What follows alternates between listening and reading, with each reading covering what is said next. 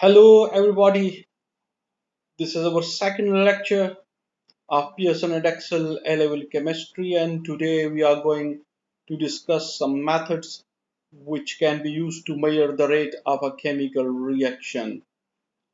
Here a very important point we should keep in our mind, and that is we can use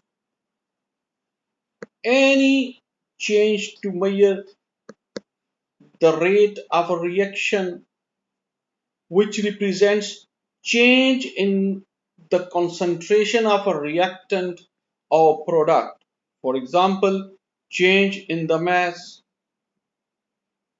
change in the color, and change in conductivity of a reaction mixture. All these changes actually represent change in the concentration of a reactant or product, so we can use them to measure the rate of a chemical reaction. Here is a list of some techniques which can be used to measure the rate of a chemical reaction. In our list, the first one is measuring the rate of a chemical reaction by measuring the volume of a gas produced. The second one here is by measuring the change in the mass of a reaction mixture. The third one is by monitoring a color change. This method is also called as colorimetry. We can use colorimeters in this case. And the fourth one is titrimetric method. And the fifth one here in this list is conductimetric method. These are some methods. So let us discuss them one by one in detail. The first one here in our list is measuring rate by measuring the volume of a gas produced. This method is generally used for all those reactions in which a gas is given off which proceed with the production of a gas. For example, in the first example, you can see when calcium carbonate is treated with hydrochloric acid, calcium chloride and water are the two products, and the third one is a gas, carbon dioxide gas. So one of the product here is in this case is carbon dioxide. In the second reaction, zinc is treated with sulfuric acid and we get zinc sulfate and hydrogen gas. So in both these reactions, one of the product is gas, so we can measure the rate of these two reactions by this method.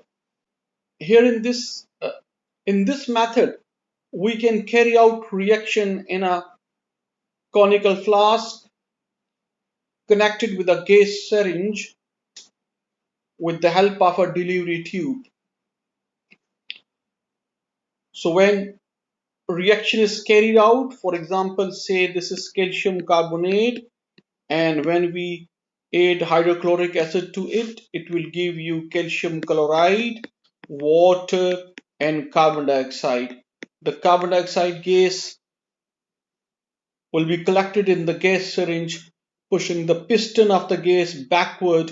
The empty space here is actually gas, and we can measure the volume easily. Other than gas syringe, we can also collect the gas over water. You can see in this diagram the gas is collected over water in a measuring cylinder. So we can also use this method. Students, here you can see there's a table and a graph.